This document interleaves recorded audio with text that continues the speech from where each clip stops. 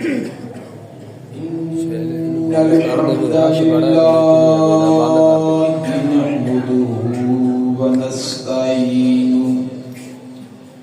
نحمده ونستعينه ونستغفره ونعوذ بالله من شرور أنفسنا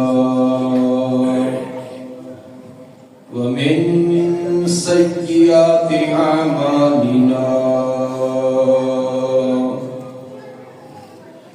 من يهده الله فلا مضل له ومن يضلل فلا هادي له أشهد أن لا إله إلا الله وحده لا شريك له وأشهد أن محمدًا عبده ورسوله أما بعد فإن خير الحديث كتاب الله وخير الهدي هدي محمد صلى الله عليه وآله وسلم وشر الأمور محدثاتها وكل محدثة بدعة وكل بدعة ضلالة وكل ضلالة في النار.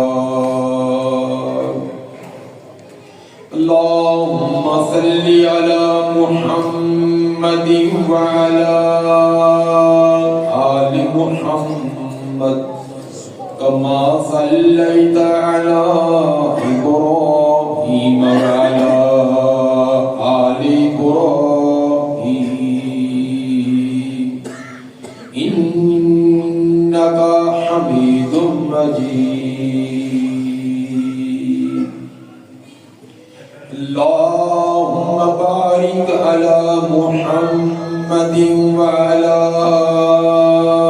آل محمد كما باركت على إبراهيم وعلى آل إبراهيم إنك حميد مجيد. أعوذ بالله السميع العليم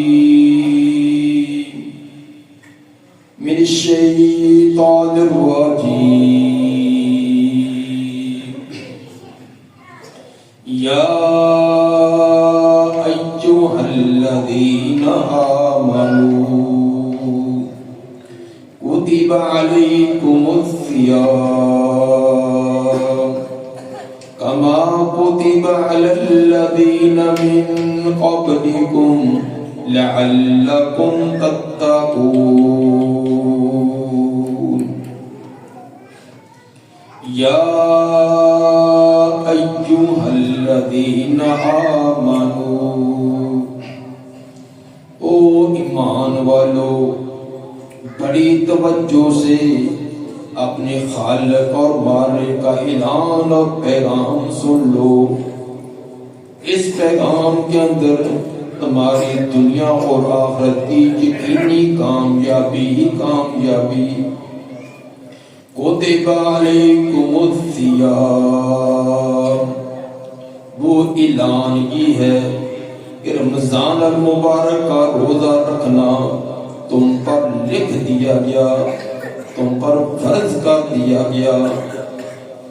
یہ صرف مشقت تمہیں پر نہیں ڈالی گئی. کما کتب علی الذین من قبلکم، پہلی امتوں پر بھی یہ روزہ فرض اور لازم کیا گیا تھا. اس کی حیت میں، کیفیت میں، دنوں کی گنتی میں تو فرق ہو سکتا ہے، لیکن روزہ ان پر بھی لازم کیا گیا تھا، اور روزے کا صبح سے لے کر شام تک بھوکے پیاسے رکھنا مقصود نہیں، بلکہ روزہ اس لیے لعلکم تتقون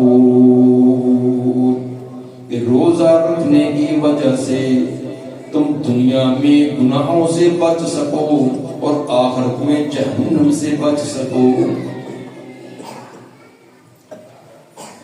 سامعین حضرات، اللہ تعالیٰ کا ہم پر عظیم یہ کرم فضل اور مہربانی ہوئی کہ دوبارہ ہمیں یہ رحمتوں برکتوں بخششوں والا مہینہ نصیب کیا۔ گزشتہ جمعہ رمضان کی تیاری کے حوالہ سے چند باتیں آپ کے سامنے رکھی تھی،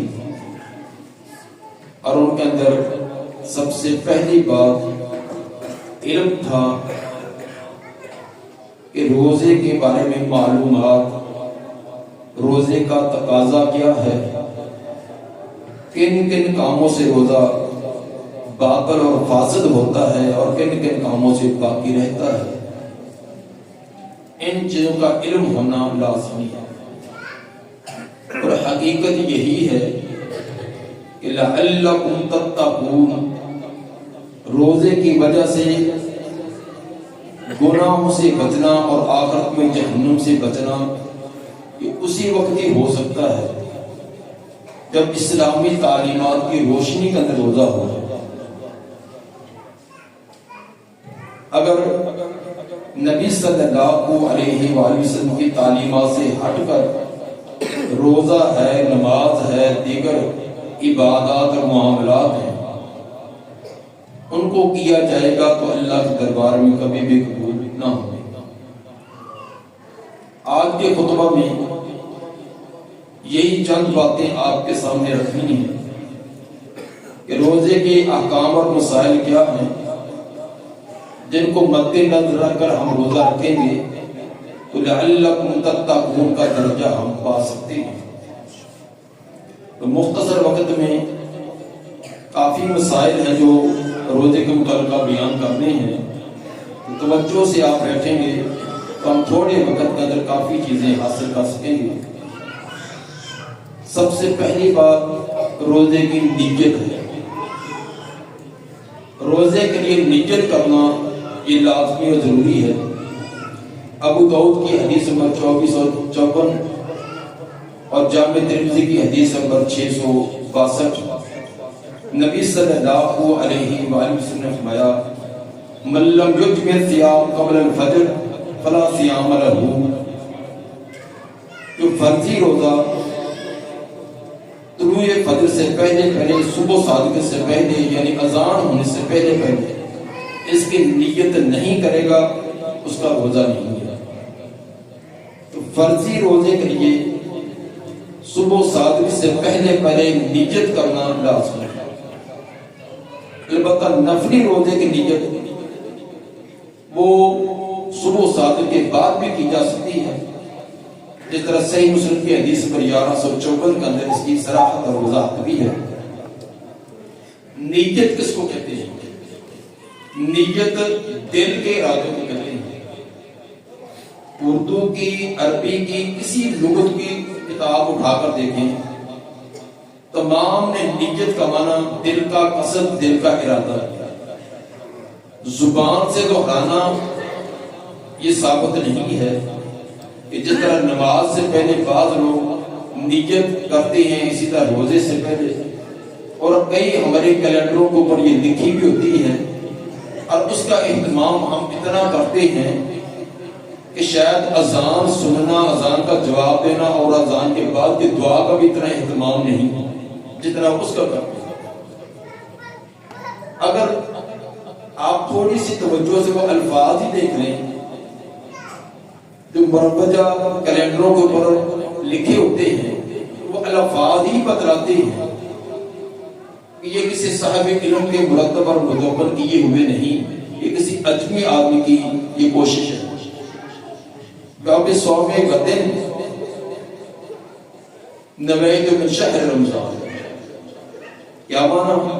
میں کل کے روزے کی نیت کرتا ہوں. کل کب رہا ہے؟ آج. روزہ آج کا، اور نیت کے اندر الفاظ یہ کہ میں کل کے روزے کی نیت. تو روزانہ وہ کل کی نیت کرے گا، آج کی نہیں ہے. تو اس نے 29-30 دن کے اندر آج کا ایک روزے کی بھی نیت نہیں کی، کل کی کرتا رہا. اور وہ بے سومی، یہ 4 وجوہ کس کے متعلق ہے؟ حالانکہ فعل شبہ فعل پہلے آتا ہے، تو نویت کا لفظ پہلے آنا چاہیے تھا کلا کے بعد بھی، الا یہ کہ کوئی وہاں کوئی ایسا تقاضا ہو، اسے کیا اثر پیدا کرنا ہو جو کوئی اور مقصد ہو. تو یہ الفاظ کہیں ثابت نہیں ہیں، اس لیے یہ تکلفات کرنا، سارا دن پریشانی رہنا کہ میں آج نیت نہیں کر سکا، پتہ نہیں میرا روزہ کیسا ہو گیا. تو دل کے اندر آپ کا ارادہ ہو. عجیب ہی بات ہے کہ جب آپ نے تراویح پڑھی، 1 گھنٹہ تراویح پڑھتے رہے اور گھنٹہ پہلے اٹھ کر سحری کرتے رہے، ابھی آپ کی نیت نہیں بنی. آپ نے تراویح پڑھی ہے، سحری کی ہے، کھانا کھایا ہے، سب کچھ انتظام کیا ہے، یہ نیت ہے آپ کے روزے کی. تو پھر آخر کے اندر زبان سے 2-4 الفاظ ادا کرنا یہ باقی رہے گا. اس لیے نیت ہوتا ہے دل کا ارادہ کہ میں یہ روزہ رکھنا چاہتا ہوں.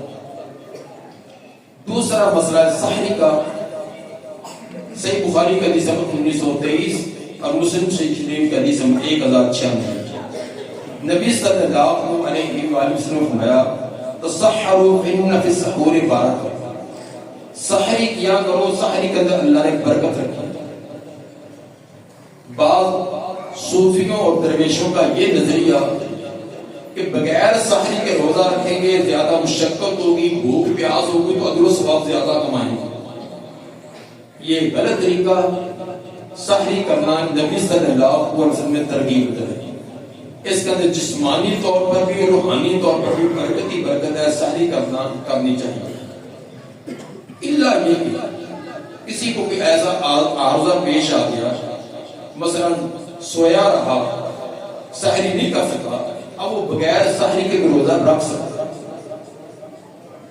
سحری کرنی چاہیے، لیکن اگر کوئی عارضہ آ گیا ہے، وہ اذان کے بعد بھی بیدار ہوا ہے، اب وہ روزہ بغیر سحری کے بھی رکھ سکتے.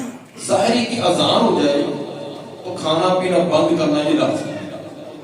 الا یہ کہ جو ہاتھ کے اندر آپ نے کوئی چیز، پانی پی رہے تھے، گلاس ہاتھ میں ہے، نوالا آپ کے ہاتھ میں، اس کو آپ لے سکتی ہیں. مزید اور لینا یہ درست نہیں ہے. جس طرح کہ ہمارے ہاں بعض لوگوں کا یہ انداز کہ اذانیں ہو ہی رہی ہیں، ایک ادھر سے اذان آگے پیچھے، اس اذان کا اعتبار نہیں، لیکن جس دن اپنا مقصد پورا کرنا ہو تو جی فلاں محلے کی آواز بھی آ رہی ہے، فلاں بھی، جب تک اذان ہو اس وقت کھاتے پیتے رہو. یہ کھانا پینا طریقہ نہیں ہے. تو اذان، ہاں الا یہ کہ آپ کو یقین ہے کہ مؤذن جب وہ 3-4 منٹ پہلے اذان کہہ دیتا ہے، اگر آپ کو یقین ہے کہ وقت سے پہلے کہتا ہے تو پھر تو آپ اذان کے ہوتے ہوئے یا اذان کے دوران تک کھا سکتے ہیں. لیکن اگر پتہ ہے کہ یہ وقت پر اذان ہوتی ہے اور اذان وقت پر ہی ہونی چاہیے، یہ طریقہ غلط. کہ ایڈوانس ہی 5 منٹ اذان جو کہے اس نے تو صبح سادگی سے پہلے اذان کہہ، صبح سادگی سے پہلے اذان کرنا یہ درست نہیں ہے. اس لیے مؤذنین کو بھی اس بات کا پورا خیال کرنا چاہیے. افطاری نبی صلی اللہ علیہ وسلم نے فرمایا لا یزال الناس بخیر ما اجل الفطر. صحیح بخاری حدیث نمبر 1957 اور مسلم کی حدیث نمبر 1098. کہ لوگ اس وقت تک خیر اور بھلائی پر رہیں گے جب تک افطاری جلدی کریں گے. جب تک افطاری جلدی کریں گے لوگ خیر اور بھلائی پر رہیں گے.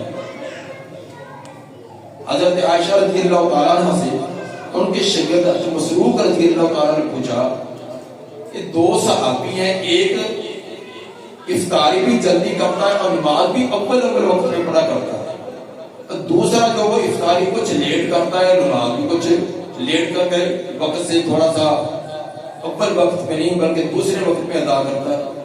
سیدہ عائشہ رضی اللہ تعالیٰ نے فرمایا کہ جو افطاری بھی جلدی کرتا ہے، نماز بھی اول وقت میں پڑھتا ہے، وہ بہتر آدمی اور سنت کے مطابق ہے۔ پوچھا وہ ہے کون؟ اور میں عبداللہ بن مسعود رضی اللہ تعالیٰ عنہ، یہ صحیح مسلم کے اندر واقع ہے۔ جلدی کا کیا معنی؟ سورج غروب ہو گیا ہے، افطاری کا وقت ہو چکا ہے۔ اس کا آپ مشاہدہ خود کر سکتے ہیں۔ اس کے اندر طرح طرح کی باتیں کرنا، فلاں پہلے کہہ دیتے ہیں، فلاں بعد میں کہہ دیتی ہیں۔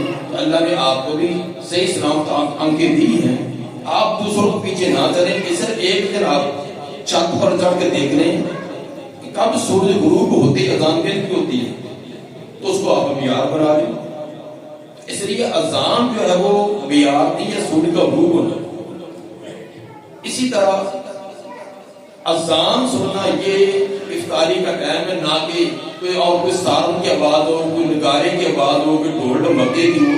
یہ طریقے اسلامی نہیں ہے۔ یہ سارن اور یہ نگارے اور فلاں فلاں آوازیں یہ اسلامی طرز زندگی نہیں ہے۔ اسلام کا ایک شعار ہے وہ اذان، روزے کی افطاری کا بھی اور روزے کے کھانے کے بند کرنے کا ٹائم یہ اذان کے ساتھ ہے۔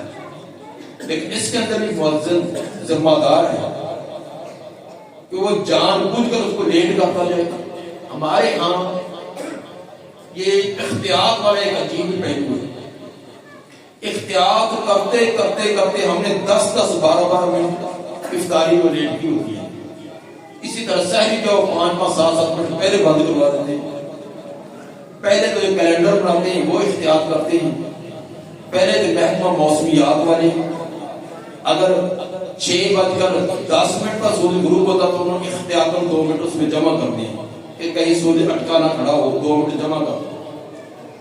لاہور والوں سے فیصل آباد والوں نے کیلنڈر لیا، فیصل آباد والوں نے 2 منٹ اور جمع کر۔ فیصل آباد سے تاندرے والا وہ کیلنڈر آیا تو کہتے ہیں انہوں نے اینڈ ٹائم پر کیا ہوگا، ہم احتیاطاً 2 منٹ اور جمع کر دیں۔ 6 منٹ ہو گئے۔ اب مسجد کے امام صاحب ہیں، اس نے مؤذن کو کہنا کہ ٹائم تو اتنا ہے، 2 منٹ اور جمع کر دو تاکہ احتیاط ہو جائے۔ اب مؤذن نے اپنے 2 منٹ احتیاط والے اور جمع کر دیں۔ پھر اس کے بعد اس نے افطاری کر کے 2 منٹ اور لیٹ کرنا، تو کرتے کرتے 12 14 منٹ یہ لیٹ، یہ غلط طریقہ۔ یوں ہی سورج غروب ہو جائے وقت ہو گیا۔ اس لیے ان چیزوں کا اختیار کرنا بہت ضروری ہے۔ افطاری کس چیز پر کرنی چاہیے؟ نبی صلی اللہ علیہ وسلم کا طریقہ انس رضی اللہ تعالیٰ عنہ فرماتے ہیں کہ کان رسول اللہ صلی اللہ علیہ وسلم یفطر علی رطبات، آپ تار کھجور جو تازہ کھجور درخت سے اترتی ہے نرم نرم، اس کے ساتھ افطاری کرتے ہیں۔ فإن لم تکن رطبات فعلی تمرات، اگر تار کھجور نہ ملتی تو خشک کھجور جیسے ہمارے یہاں بازاروں میں ملتی ہے، اس کی طرح کی کھجور پر آپ افطاری کرتے ہیں۔ فإن لم تکن، اگر یہ بھی میسر نہ ہوتی، حسابات پہ چند بوتل پانی کے ان کے ساتھ آپ افطاری کرتے ہیں۔ سب سے بہترین پسندیدہ چیز وہ کھجور ہے۔ یہ بھی فرض لازم نہیں کہ کھجور نہیں ملی تو کوئی اور چیز کے ساتھ افطاری نہ کریں، کیونکہ کھجور کے اندر بہت ساری اللہ تعالیٰ نے غذائی ترقی ہے۔ پورے دن کے اندر جو جسم کے اندر کمزوری اور نکاحت آ چکی ہوتی ہے، تو کھجور کے اندر تمام کی تمام غذائیت ایسی ہوتی ہے وہ تمام پوری کر دیتی ہے۔ اور اسی طرح پانی بھی ہے، جسم کے اندر پانی کی کمی آئی ہوتی ہے۔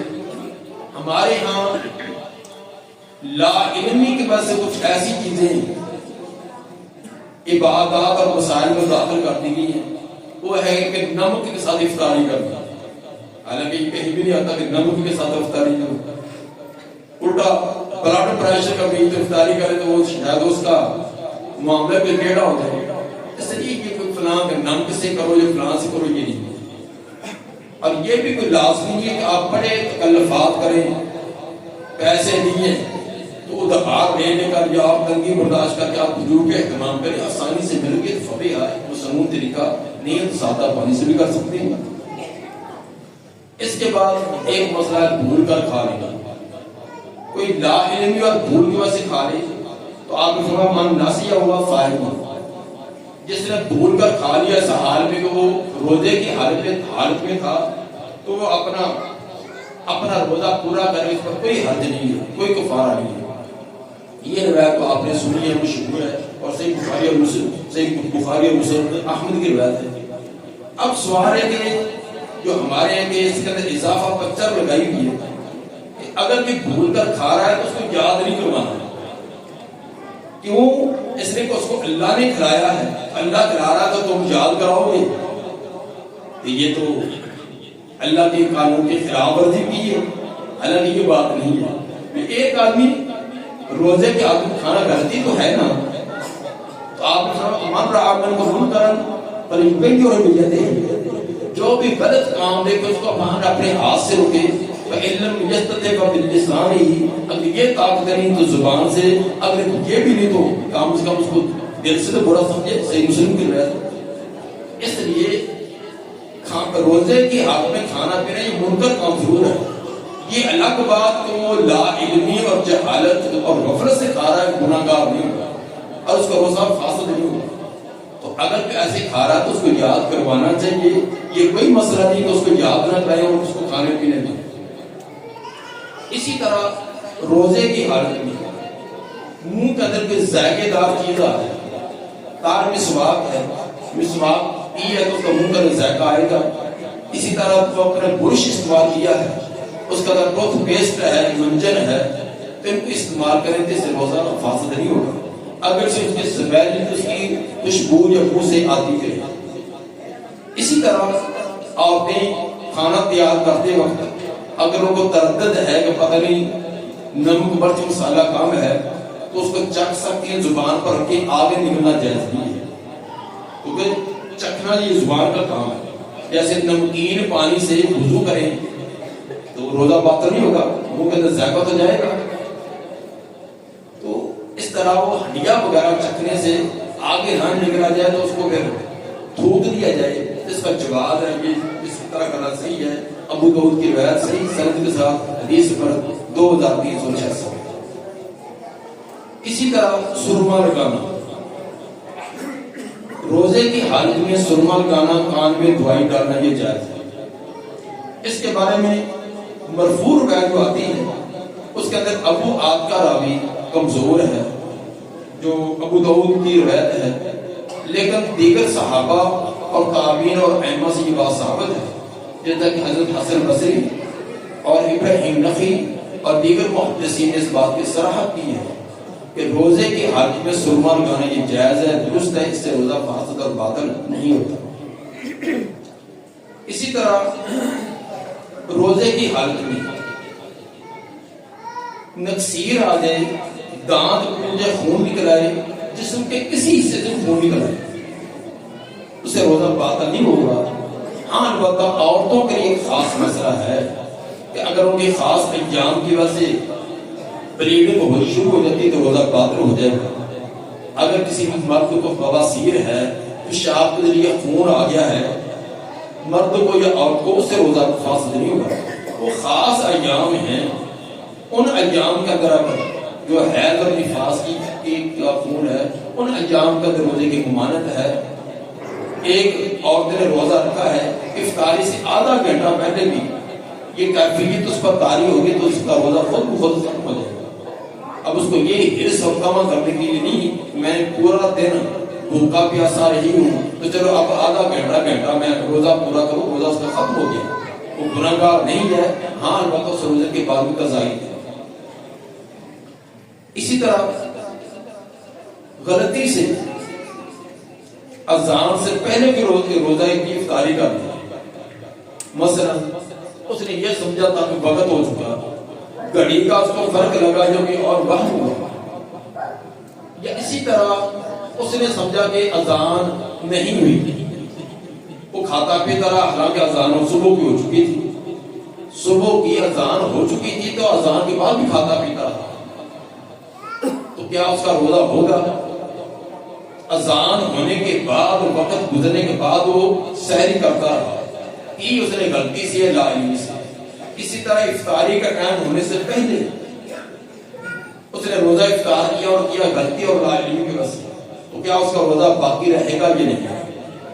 اس کے اندر جو جمہور علماء کا ہے، جس طرح کی فتاوی علمیہ جلد 2 صفحہ 140 پر بڑی صراحت کی ہے کہ اس کا روزہ نہیں ہے، روزہ اس کا ختم ہو جائے گا، وہ گناہ گار نہیں ہے، مجرم نہیں ہے، اس روزے کے بعد بھی قضا ہے۔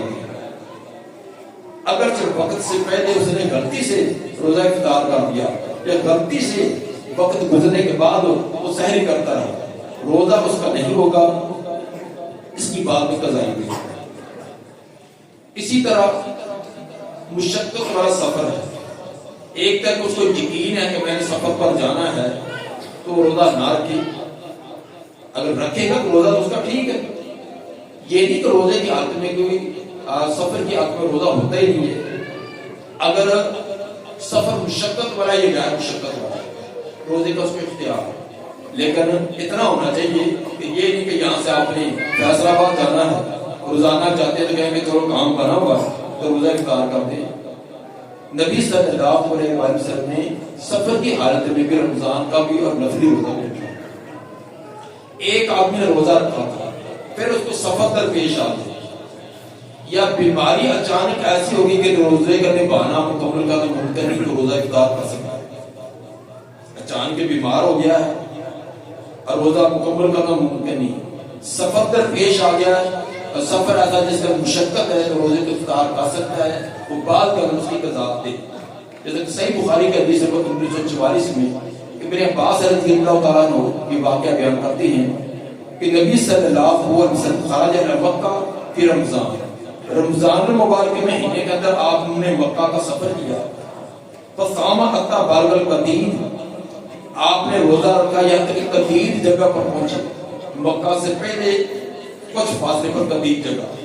افطرا فافطر الناس، آپ نے بھی روزے کو افطار کر دیا، توڑ دیا، لوگوں نے بھی افطار کر دیا۔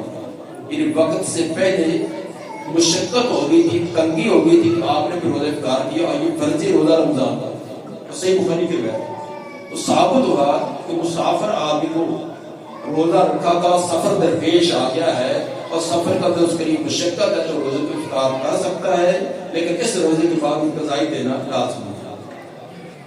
اسی طرح لعاب نکلنا، بعض لوگ وضو کرنے کے بعد تھوکتے رہتے ہیں ان کو وہم بھی رہتا ہے، تو جب وضو کرنے کے بعد آپ نے 1-2 مرتبہ تھوک دیا، اس کے اثرات ختم ہو گئے، اس کے بعد لعاب کے اندر بھی تھوڑی سی نمی بھی ہے تو یا ویسے بھی لعاب اس کے نکلنے سے وہ روزہ باطل نہیں ہوگا، اس طرح تردد کرنے پڑنے کی ضرورت نہیں ہے۔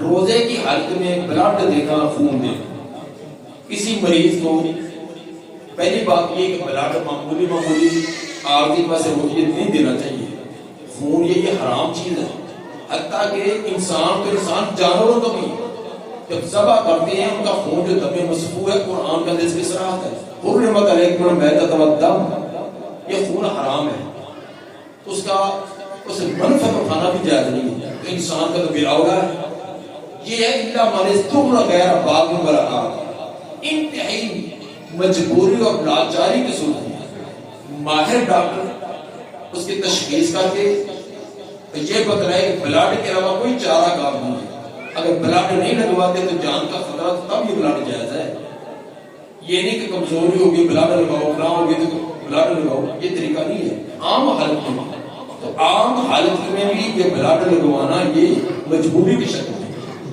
روزے دار اگر اس کو بلڈ لگایا جائے تو یہ جائز نہیں، اس کا روزہ نہیں جائے گا، جسم کے اندر چیز داخل ہو جائے، ہاں باقی رہا کہ بلڈ دینا کسی مریض کو، اس کا جواب ہے۔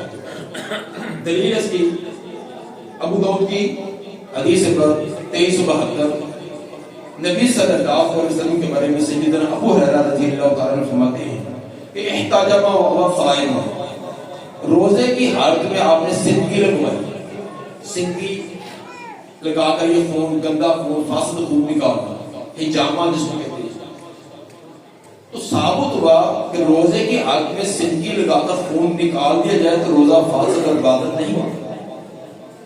اسی طرح جو مریض کو خون بلڈ دے گا تو جسم سے چیز خارج ہونے سے روزہ باطل نہیں ہوتا، داخل ہونے سے فاسد ہوتا، لیکن اس کے اندر یہ بات لازمی مد نظر رہنی چاہیے کہ بلڈ دینے کے بعد یہ نہیں کہ بلڈ دینے والے کا روزہ مکمل کرنا مشکل ہو جائے، اگر وہ صحت مند ہے بلڈ دینے کے بعد بھی اس کو کوئی مسئلہ نہیں، وہ اپنا روزہ مکمل کر سکتا ہے، کوئی اس کو کمزوری اور ضعف نہیں کا خطرہ نہیں ہے، وہ بلڈ دیا جا سکتا ہے۔ لیکن اگر یہ خطرہ ہے تو پھر وہ مہربانی کرے، کوشش کی جائے کہ ایسے ہی ڈرپیں موجود ہیں، ایسے انجیکشن موجود ہیں جو طاقتور ہیں اور بلڈ کی قائم مقام بن سکتے ہیں، اس پر گزارا کیا جائے۔ اسی طرح اگر کہ آمدن کہہ گئے تو پھر اس کا روزہ باطل ہوگا، جان بوجھ کر حلق کی انگلی مار رہا ہے، مسواک کرتے کرتے برش کرتے کرتے خود بخود کہہ آ جائے، اس سے روزہ فاسد یا باطل نہیں ہوتا۔ روزے کی حالت میں کچھ اور کام بھی ہیں جو عام ہمارے ہاں چلتے رہتے ہیں، مثلا کھانا پینا یہ تو حرام، اس سے ہم پورے بچے، فلاں بھی نہیں کرنا فلاں بھی کرنا، لیکن جو جس کی وجہ سے روزے کا بہت زیادہ اجر و ثواب میں کمی ہوتی ہے، مثلا روزہ رکھ کر جھوٹ بولنا، دو نمبری کاروبار کرنا۔ آپ نے فرمایا کہ من لم یدع قول الزور والعمل به فلیس للہ حاجۃ فی زیادہ طعام و شراب۔ جو آدمی روزہ رکھ کے نہ جھوٹ چھوڑے نہ جھوٹ پر عمل کرنا چھوڑے، اس کے بھوکے پیاسے رہنے کی اللہ کو کوئی ضرورت نہیں ہے، ایسے اپنے آپ کو بھوکا پیاسا سے رکھا ہوا۔ اس لیے روزے کے آدمی یہ ہمارا تو شاید ہی 100 میں سے 5-7 کے روزہ ایسا ہو دن کے اندر، اور نہیں تو موبائل میں تو ہمیں جھوٹا بہت سستا ہی کر دیا نا، کہاں ہے جی بیٹھا دکان پر جی میں گھر میں ہوں، بیٹھا گھر میں میں دکان پر ہوں، تو یہ ہمیں پتہ نہیں سچ بولنے کی عادت ہی نہیں ہے۔ اس لیے یہ معمولی باتیں نہیں ہوتی، جو اصل بات ہے حق سچ بات اس کو بیان کرنا چاہیے، نہ کہ اس طرح کے کر کے اپنے روزے کو ضائع کر لیں۔ یہ تو نہیں کہا جا سکتا کہ جو جھوٹ بولے گا وہ روزہ اب اس کی جگہ دوسرا رکھے، یہ ایک سخت تنبیہ ہے کہ اس کا فرض تو چلو ادا ہو گیا، لیکن اجر و ثواب سے بہتر ہے، اجر و ثواب نہیں ہے جو روزے کا مطلوب اور مقصود تھا۔ اسی طرح کی جیسے کوئی نماز پڑھتا ہے تو نماز کو کوئی توجہ نہیں ہے، کوئی خشوع خضوع نہیں ہے، پوری نماز کے اندر حساب کتاب کرتا رہا تو اسے حساب کتاب مکمل نہیں ہوا تھا، سلام پھیر گیا، اس کو کیا ملا ہے؟ یہ تو نہیں کہیں گے کہ تو دوبارہ جمعہ پڑھ، دوبارہ زور اثر پڑھ، یہ تو نہیں کہہ سکتے کہ اسے ادا کرنی ہے، لیکن اجر و ثواب نہیں۔ اسی طرح جو جھوٹ بولتا ہے، غیبت چغلی کرتا ہے، دوسرے غلط کام کرتا ہے، تو یہ تو نہیں کہا جائے گا کہ اس کی جگہ روزے کی قضائی دے، البتہ جو روزے کا مطلوب اور مقصود تھا اس سے محروم ہو گیا۔ لعلکم تتقون والی بات، اس کو روزے نے جھوٹ سے نہیں روکا، غیبت سے نہیں روکا، دو نمبری کاروبار سے نہیں روکا، تو کیا فائدہ ہوا اس کا؟ اسی طرح روزے کی حالت میں کچھ کام اور بھی جن کی طرف توجہ کرنا ضروری ہے۔ ایک تو تراویحوں کے متعلق ہے کہ تراویح ہو رہی ہوتی ہے تو بعض آدمی پیچھے قرآن کھول کر دیکھ رہے ہوتے ہیں موبائل پر یا قرآن، اس کا جواز تو ہے، لیکن جواز کا مطلب یہ نہیں کہ ہم اس کو اتنا توسیع، اس کو اتنا وسیع کر لیں کہ دونوں ہاتھ چھوڑے ہوئے ہیں، چھوڑ کر قرآن کو کھولا جا رہا ہے، پکڑا ہوا ہے، کبھی ایک ہاتھ باندھ لیا کبھی دونوں کھولے، یہ طریقہ نہیں ہے۔ زیادہ سے زیادہ اس طرح کا ہو کہ ایک ہاتھ آپ کا باندھا ہو، قیام کی کیفیت آپ کی باقی ہو، تو ایک ہاتھ کا ساتھ سہارا دے کر موبائل کو یا قرآن کو پکڑا ہے، اس کی گنجائش ہے، لیکن وہ بھی ایک ضرورت ہے، مثلا پیچھے تو سامنے نہیں ہے، کیونکہ حضرت عائشہ رضی اللہ تعالی عنہا کے غلام زکوان وہ قرآن دے کر تراویح پڑھاتے تھے، ان کو زیادہ یاد نہیں تھا، وہ تراویح پڑھاتے تو قرآن مصحف سے دے کر پڑھاتے تھے، تو اگر پڑھانا جائز ہے تو سننا بھی ہے، لیکن یہ ضرورت کے تحت ہونا چاہیے، تو یہ نہیں کہ سارے کے سارے سافر قرآن پکڑے ہوئے اور اس کے اندر حرکات و سکنات ہو رہی، تو کہتے ہیں کہ اس کے اندر زیادہ سمجھ آتی، میرا خیال کہ اس کے میں خشوع خضوع میں تو بہت زیادہ فرق آتا ہے، کبھی قرآن کو اٹھانا ہے، کبھی کھولنا ہے، کبھی بند کر کے رکھنا ہے، پوری توجہ تو اس کی طرف، پھر جھک کر آگے سے تختی سے اٹھانا، پھر جھک کر وہاں رکھنا، یہ کتنی حرکتیں ہوتی ہیں، اور بعد ایک ایک کے دو دو قدم آگے پیچھے بھی اٹھا کر رکھتے ہیں۔ ایک ضرورت کے تحت تو اس کا جواز ہے، لیکن اس کو اتنا عام کر لینا یہ بھی درست نہیں ہے۔ عورتوں کی تراویح الگ پڑھنا یہ ثابت ہے. اگر مردوں کے ساتھ پڑھیں تو نبی صلی اللہ علیہ وسلم کے زمانہ کے اندر صرف تراویح کا 5 نمازوں کی فرض نمازیں ہیں. عورتیں مردوں کے ساتھ ہی، آگے مردوں کے صفے ہوتے پیچھے عورتوں کی صفے ہوتی. تو اگر تراویح پڑھیں عورتیں مردوں کے ساتھ تو ٹھیک ہے، ورنہ اگر وہ الگ اپنے گھر میں یا کسی جگہ انتظام کر لیں تو تراویح پڑھائی جا سکتی ہیں. اگر ان کو کوئی بچہ پڑھاتا ہے تو آگے کھڑا ہوگا. اگر عورت جماعت کرائے گی تو وہ صف کے درمیان کھڑی ہوگی، تو عورت کا آگے کھڑا ہونا یہ درست نہیں ہے. یہ چند احکام اور مسائل جو مد نظر رکھنا لازمی تھا. اگر ان کو مد نظر رکھیں گے تو یہ روزہ یقین ہے اللہ تقوی یہ تقویٰ دے گا. اگر یہ نہیں ہے تو پھر آپ نے واضح طور پر فرما دیا کہ کم من صائم لیس من صیامہ الا الظمأ، کتنے ہی روزے دار، کتنا ہی روزہ رکھنے والے ان کے پاس بھوک اور پیاس کے علاوہ کچھ نہیں. صرف اس کے سموسے پکوڑے ان کے پلے رہ گئے، افطاری کا کچھ نہیں. سحر کے ٹائم 2-4 پراٹھے کھا لیے، دہی کے 2 ڈوگے کھا لیے، بس یہ پلے شام کے افطاری رہ گئی، ثواب کچھ نہیں. یہ وہی لوگ ہیں کہ جا اخلاص نہیں، یہ نبی صلی اللہ علیہ وسلم کی تعلیمات کے مطابق نہیں ہے. اس لیے میرے بھائی سب سے پہلے یہ بڑے اختصار کے ساتھ چند مسائل بیان کیے ہیں. باقی پوری تفصیلی اس کے احکام اور مسائل یہ بات کے اندر آپ کو ایک تحریری شکل کا دے دیے جائیں گے. آپ ان سکون کو پڑھیں اور اپنے روزوں کا پورا خیال کریں. اللہ تعالیٰ سے دعا ہے کہ ہمیں اخلاص بھی عطا فرمائے اور سنت کے مطابق قد کان لکم فی رسول اللہ اسوۃ حسنہ. اللہ کے دربار کے اندر کوئی بھی نیکی، نماز، روزہ، حج کا قبول ہی اس وقت ہوگا جب اسوہ رسول کے مطابق ہے. اور آپ نے روزہ رکھ کر خود عملی طور پر بھی اس کے احکام بتلا دیے اور زبانی طور پر بھی بتلا دیے. سبحان ربک رب العزت عما یصفون وسلام علی المرسلین.